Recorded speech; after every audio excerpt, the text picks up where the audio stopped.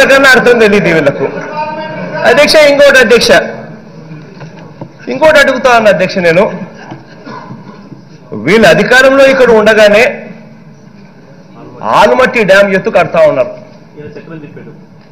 ఈయన చక్రం అప్పుడు తిప్పుతా ఉన్నప్పుడే, ఎన్డీఏ గవర్నమెంట్ చక్రం తిప్పుతా ఉన్నప్పుడే ఆల్మట్టి కూడా కట్టడం మొదలు పెట్టారు.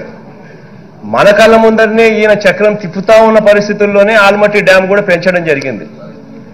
ఆ ఆల్మట్టి ఎత్తు పెంచిన తర్వాత పరిస్థితి ఏమిటంటే అధ్యక్ష, లాస్ట్ 10 సంవత్సరాల్లో కృష్ణానది నుంచి ఎన్ని నీళ్లు మనకు వస్తూ ఉన్నాయని చెప్పి యావరేజ్ను చూస్తే అధ్యక్ష, 47 సంవత్సరాల యావరేజ్ను ఒక్కసారి కృష్ణా నుంచి ఎన్ని నీళ్లు కిందకు వస్తూ ఉన్నాయి, మన శ్రీశైలంకు దిగువకు వస్తున్నాయని చెప్పి యావరేజ్ చూస్తే 47 సంవత్సరాలలో యావరేజ్ తీసుకుంటే సిడబ్ల్యూసి లెక్కల ప్రకారము that was coming to round about 1100 to 1200 TMC of water.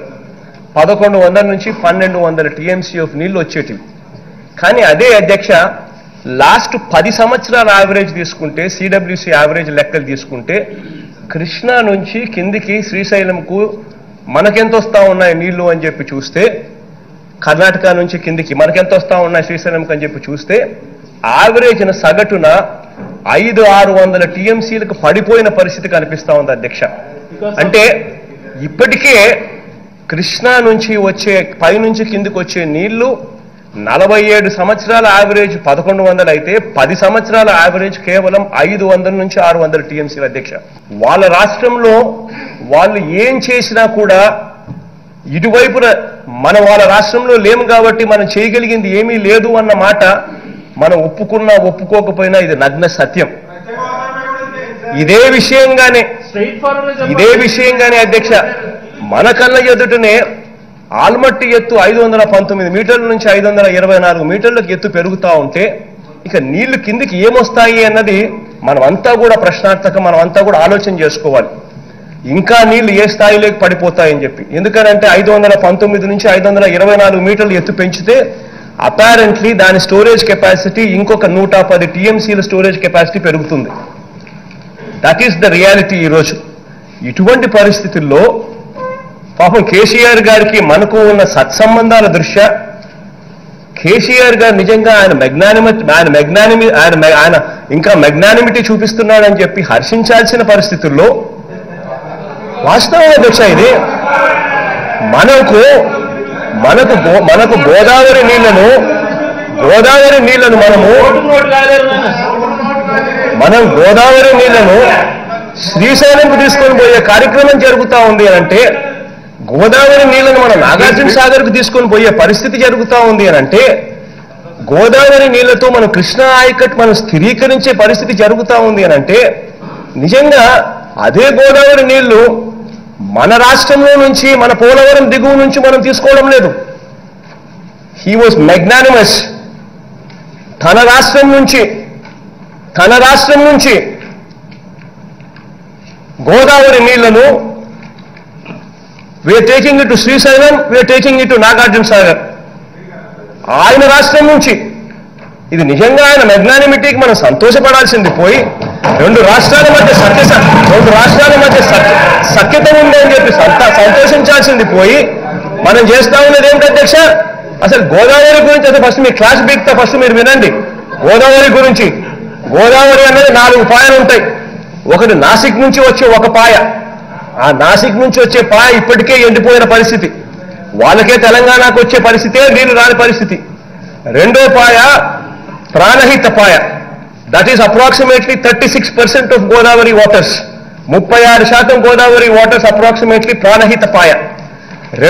మూడో పాయ ఇంద్రావతి పాయ.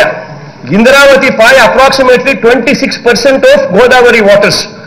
రెండు Pranahita and Indravati alone constitute approximately 65% of Godavari waters. ఈ 2 పాయలు ఎక్కడున్నాయి అధ్యక్ష? ఈ 2 పాయలు తెలంగాణ రాష్ట్రంలో ఉన్నాయి. మనకున్నది ఏంటి అధ్యక్ష? గోదావరిలో కేవలం శబరి అది ఒకే ఒక పాయ, శబరి పాయ ఒకటే మనకుంది. You know how much Sabari constitutes? Sabari constitutes only 11% of Godavari. అంటే కేవలం మనకుండే పాయ ఏదైతే, మనకు వస్తా ఉన్న పాయ ఏదైతే ఉందో, మన రాష్ట్రంలో ప్రవహించే పాయ ఏదైతే ఉందో Sabari, that is only 11% of Godavari.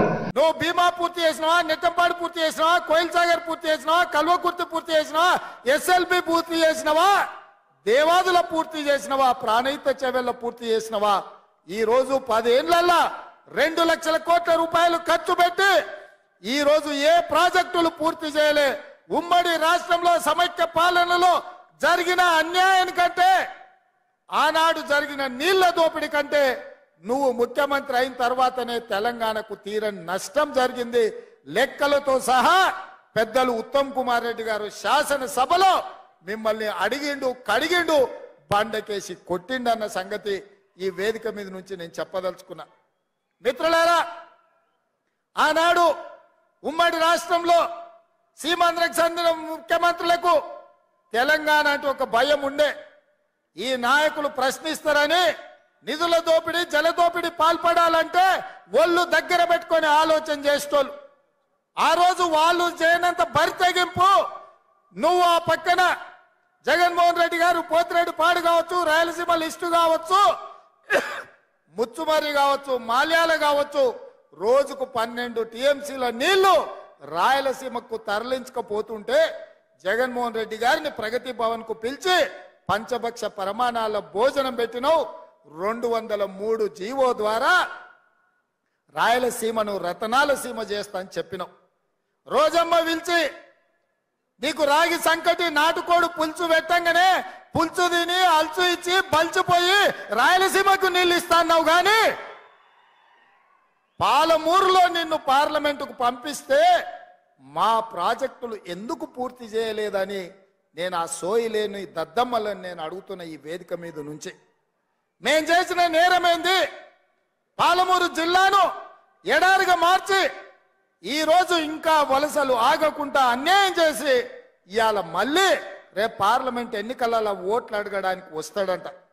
నేను అడుగుతున్న చంద్రశేఖర్ రావును, ఈ 10 ఏళ్లలో మా జిల్లా పేరులో, మా జిల్లా అభివృద్ధి ముసుగులో వేలాది కోట్ల రూపాయలు కాంట్రాక్టర్లకు ఇచ్చి కమిషన్లు కొట్టి పాలమూరును ఎండబెట్టినావు. కొడంగల్ ఎడారిగా మారింది, వలసలు ఆగలేదు. ఇవాళ మేము ఓట్లు అడగాలంటే కొడంగల్ కాదు పూనా పోవాల్సి వస్తుంది. ఎందుకు మా లంబాడి సోదరులు తండాలు వదిలి పూనా, బొంబాయి ప్రాంతాలలో నివసిస్తున్నారంటే ఈ ప్రాంతం ఎడారిగా ఉంది కాబట్టి మా బిడ్డలు ఇవాళ వలస పోతున్నారు. అందుకే ఆయన నేను చెప్పిన, మీరు నాటిన మొక్క ఇవాళ పెద్దదైంది, వృక్షమైంది, రాష్ట్రానికి నీడిచ్చే పరిస్థితి వచ్చింది. మీరు ఆదరించి అత్యధిక మెజారిటీతో గెలిపించండి. ఈ రాష్ట్రానికి ముఖ్యమంత్రినై 70 ఏళ్ల మన గోసలు తీర్చడానికి పార్టీ నాయకులందరినీ ఒప్పిస్తా అని నేను చెప్పిన.